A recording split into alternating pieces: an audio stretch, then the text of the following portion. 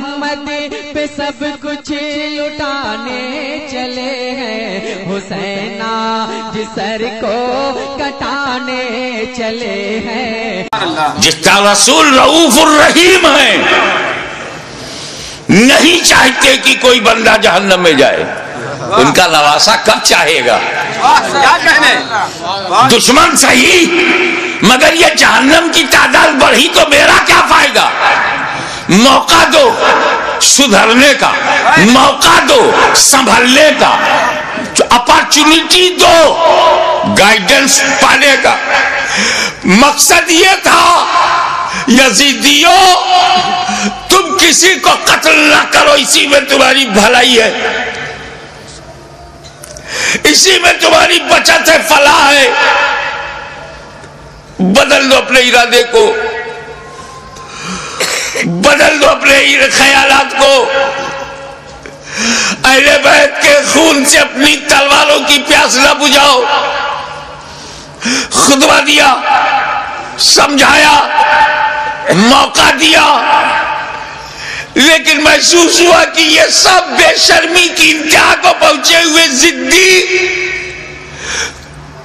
یہ کلاب الدنیا بھی ہے، کلاب النار بھی، یہ دنیا کے کتے جہنم کے کتے بننا چاہتے ہیں، مگر پھر بھی رحمت للعالمین کا نواسا، رحمت عالم کا پروردہ نظر کردہ اپنے دشمنوں کو یہ بھی موقع دے رہا ہے کہ اگر تم کچھ لوگوں کو قتل کر کے اپنی تلوار کی پیاس کو بجھانا چاہتے ہو تو لو میں تمہیں حر دے رہا ہوں، لو میں تمہیں وہب دے رہا ہوں، لو میں آمان دے رہا ہوں، لو میں اپنے انصار دے رہا ہوں۔ اگر اس سے بھی تسلی نہیں ہوتی تو لو میں تمہیں قاسم بن حسن دے رہا ہوں، اب بھی تسلی نہیں ہوتی تو لو علی اکبر کی جوانی لے لو، اب بھی تسلی نہیں ہوتی تو عباس کے بازو لے لو، اب بھی تسلی نہیں ہوتی تو علی اصغر کا خون لے لو، لیکن مجھ تک جلدی مت کرنا۔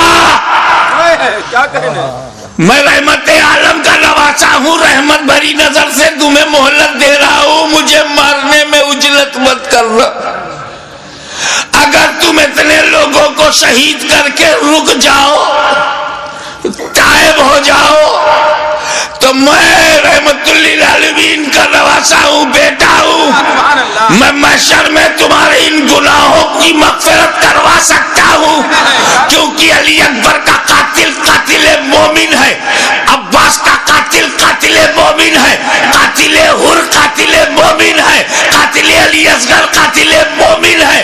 قتل مومن شدید ترین گناہ کے باوجود مغفرت میں کروا سکتا ہوں، مجھے مارنے میں جلدی نہ کرنا، میرا قتل قتل مومن نہیں قتل دین بن جائے گا، اور قاتل دین کی مغفرت نہیں۔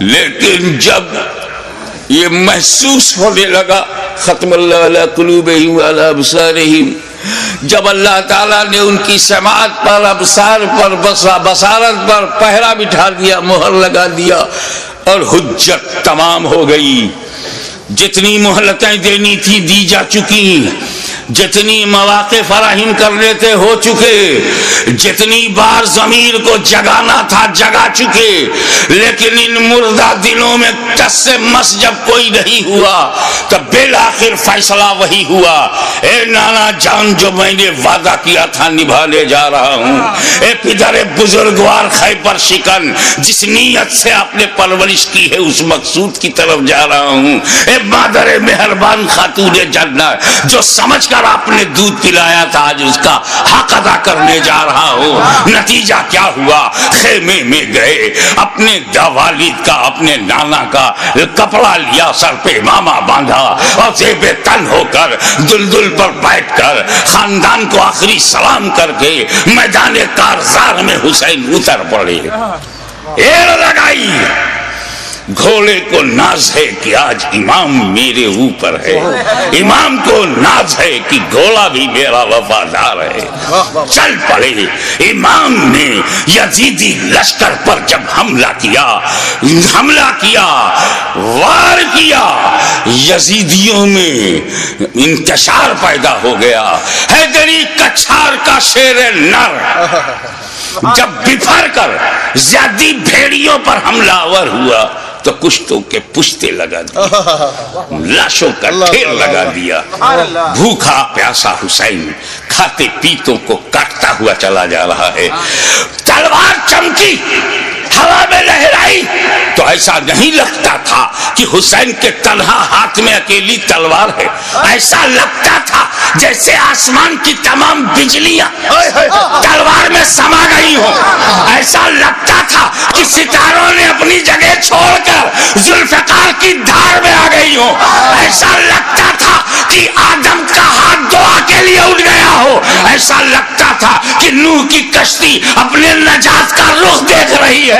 ऐसा लगता था कि दरियाए नील में फिरौन गर्क हो रहा है, यजीदी तबाह हो रहे हैं।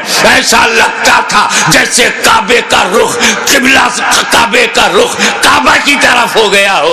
एक जगह जमा हुआ काबा मुतहर्रिक काबे को देख रहा है, एक जमा हुआ काबा मुतहर्रिक काबा को देख रहा है। मोहब्बतों का किबला, मोहब्बतों का किबला, अकीदतों का काबा यजीदियों के मुकाबले में खड़ा तलवार चला रहा है। ऐसा लगता था कि हुसैन के बाजू में हैदर कर्रार का बाजू समा गया हो। ऐसा लगता था जैसे फातिमा ज़हरा का दूध हुसैन की रगों में नया खून बन गया हो। ऐसा लगता था, आप नारा बंद कीजिए। ऐसा लगता था जैसे तमाम जिन्ना इंतजार दे रहे हैं, दादे शुजात दे रहे हैं और इनकी दुआओं में फरिश्तों की आमीन शामिल हो गई हो। ऐसा लगता था कि सदाकत सिमट गई है। ऐसा लगता था कि अदालत ने पकड़ लिया है। ऐसा लगता था कि सियादत ने अपने जलवे दिखा दिए हैं। ऐसा लगता था कि तन्हा हुसैन में जुर्रत मूसा भी है, इस्तिकामत इब्राहिम भी है, इरादा इस्माइल भी है। उस वक्त सामने शैतान था, इस्माइल का इरादा पहाड़ था। इस वक्त यजीदी फौज है, हुसैन का इरादा पहाड़ है। तलवार चलती रही, तलवार चलती रही, कुश्तों के पुश्ते लगते रहे, लाशों के ढेर लगा दिए। अब इस तलवार को रोका कैसे जाए? इस तलवार का रुकना यजीदी नुक्ते नजर से बहुत जरूरी था। ये तलवार रुके, ये तलवार रुकेगी तो यजीदी बचेंगे। ज़्यादी भेड़ियों को काटते थे जैसे कोई गाजर मूली को काट रहा हो। मैमना पर हमलावर हुआ तो मैमना साफ हो गया। शेर खुदा मैसरे की तरफ रुख करता है, मैसरा साफ हो गया। यजीद के कल्ब पर हमला करता है, लश्कर का कल्ब साफ हो जाता है। अब परेशानी, इब्ने साद, इब्ने जियाद परेशान हो गए, शिमर जिलजौशन हैरान हो गया, खोली मायूस हो गया। या अल्लाह ये क्या हो रहा है?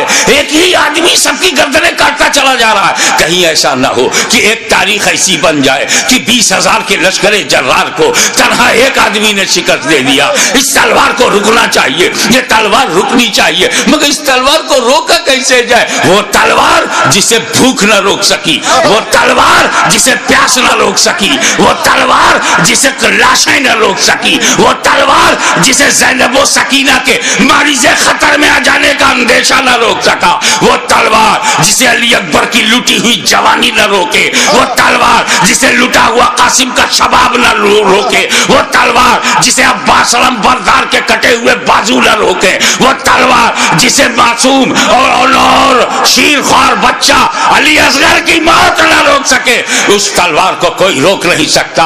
जमीन भी ताईद में है, आसमान भी हिमायत में है, फिजा भी मददगार है। इस तलवार को कोई रोक नहीं सकता।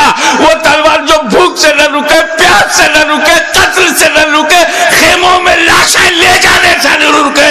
अचानक वो तलवार रुक गई, वो तलवार रुक गई। बस यही नाजुक सा मोड़ है। वो तलवार रुक गई।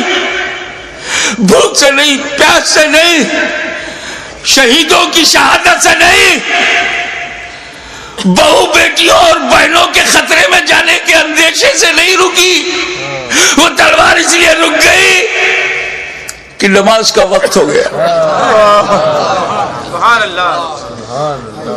نماز کا وقت ہو گیا. اتر پڑے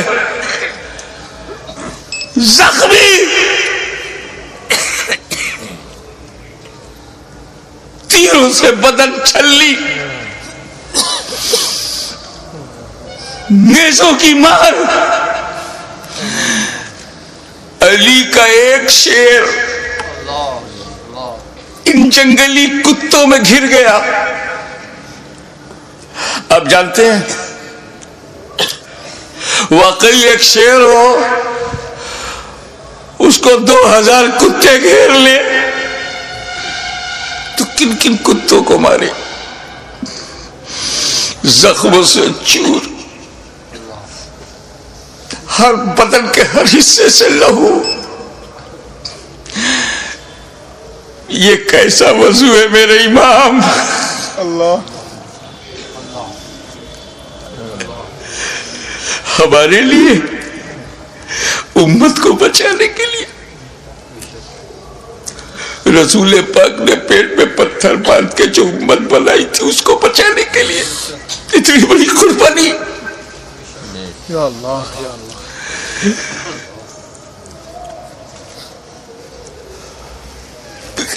زمین پر گرے سجدے میں.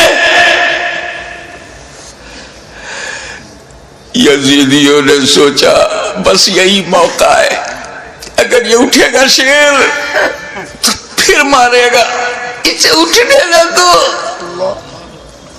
شقی القلب پتھر دلوں نے نبی کا کلمہ پڑھتے ہوئے بھی نبی کے نواسے کو، نبی کی جان کو، نبی کی پہچان کو، نبی کے بیٹے کو، نبی کی نسل کو، نبی کی اولاد کو، نبی کے نور کو سجدے کی حالت میں ایسا وار کیا. سر مبارک تن مبارک سے جدا ہو گیا. انا للہ و انا الیہ راجعون.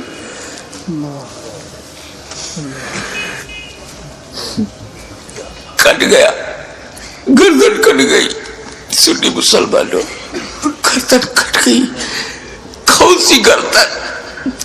جس کو تمہارا ہمارا نبی چوما کرتا تھا، کٹ گئی.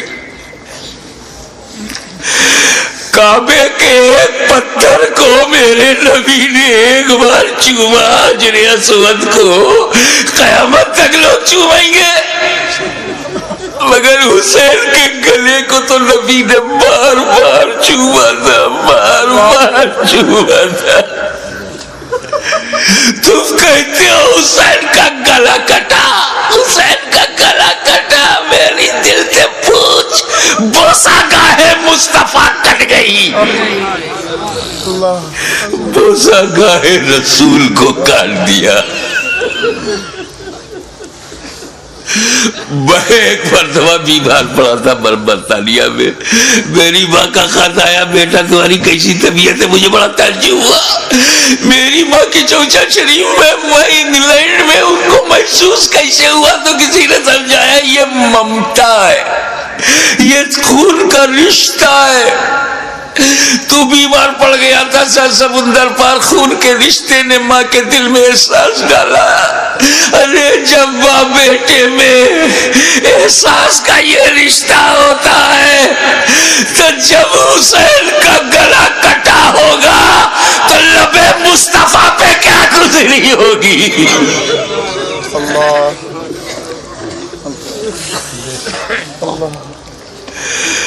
حضرت عبداللہ ابن عباس روایت کرتے ہیں، جو بحقی میں ہے، مشکات میں،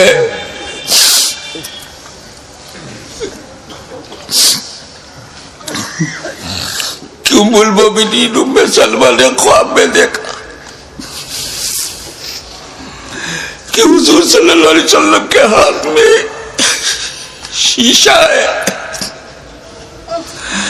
پوچھا یا رسول اللہ یہ کیا ہے؟ کہا یہ میرے بیٹے حسین اور کربلا کے شہیدوں کا خون میں صبح سے اس میں جمع کر رہا ہوں. رسول مبارک کی ریشی مبارک پر غبار بالوں میں بکھرا، ہاتھ میں شہداء کربلا کا لہو. کتنا دل دکھ گیا ہوگا رسول پاک کا.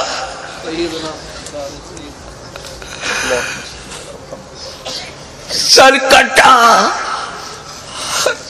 کیسے بولوں، نہیں کہہ پا رہا ہوں. کسی اور گھر کا واقعہ ہوتا تو میں تفصیل سے بیان کرتا. یہ غم تو میرے اپنے خاندان کا غم ہے. یہ تو اہل بیت کی آزمائش کا. بس یوں سمجھو کہ نیزے پہ اس سر کو اٹھایا ظالموں نے. اللہ نیزے پہ اٹھانے کا مطلب کچھ سمجھ میں آیا؟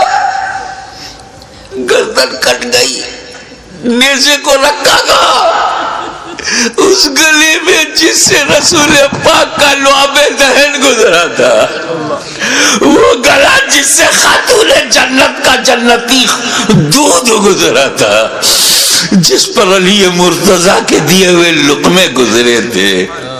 امام علی مقام کے گلے میں وہ گلا کٹا ہوا دیکھا ہوگا نا، جب گلا کٹتا ہے تو ایک اسی میں ڈال دیا. ارے جسے نبی چومتے تھے اس پہ تم نے نوکے نیزا. یزیدیوں، تم نے کل بھی حسین کو ستایا تھا، آج بھی ستا رہے ہو. فرق یہ ہے کہ کل نوکے نیزا سے تکلیف پہنچائی تھی، آج اپنی تقریروں میں نوکے زبان سے تکلیف پہنچا رہے ہو، نوکے قلم سے تکلیف پہنچا رہے ہو. یاد رکھو حسین نے امت کو اسی لیے بچایا ہے کہ ساری زندگی امت حسین پر قربان ہوتی رہے گی، حسین پر ہم اپنی جان دیتے رہیں گے. نیزے پہ اٹھا لیا، یہ تو ہندوستان کا کوئی اتیاچاری بھی نہیں کرتا. نیزے پہ اٹھا لیا، حسین کے سر مبارک کو نوکے نیزہ پہ رکھ کر اٹھا دیا.